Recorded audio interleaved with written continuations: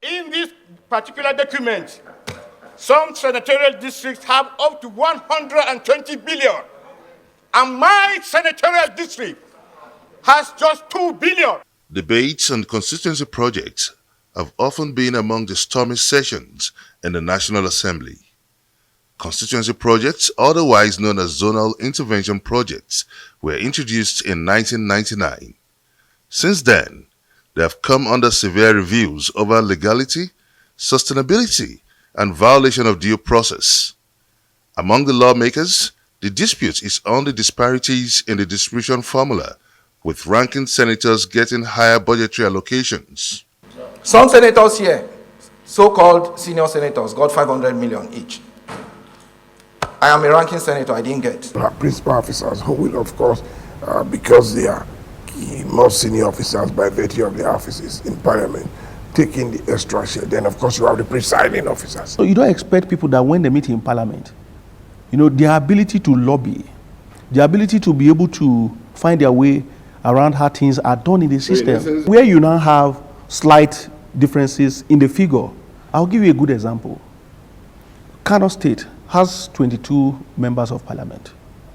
Lagos with about 24 members. Now, this allocation from the federal government, as it was conceived earlier, is 2 billion per state, 2 billion naira per state. So when you take the 2 billion naira per state to Lagos, and you apply it to the 3 senatorial districts, and the 24 federal constituencies in Lagos, you can imagine what they will get. One of the issues in contention centers on the implementation of the projects. As federal projects domiciled in states, the bottleneck arises when the states and local governments are not involved in project execution. The critical challenge is that you do the capital component of a primary healthcare center. The federal government does not put staff to a primary healthcare center. It doesn't run the recurring budget. So after building the capital component of the budget, if you didn't carry the state government along or the local government along, you could see some of those projects which we have inspected more or less like white elephant projects. They were completed, but because the lower level of government was not involved, those projects were taken over by rats and rodents and name it. A major concern is the reported involvement of lawmakers in the award and execution of the projects. The legislators are not supposed to touch any money. They are not ideally supposed to nominate any contractor, because all these projects are supposed to go through the normal procurement process of the MDAs and possibly going to the Bureau of Public Procurement. Those that need any special approvals should also get it in the procurement process before they implement. The need for lawmakers to aid the development of their constituencies and help to develop manpower in their own areas as part of their contribution to their own tenures in office. According to Tracker, a non-governmental budgetary watch, more than 3,600 constituency projects were approved in 2022 at a cost of 100 billion naira.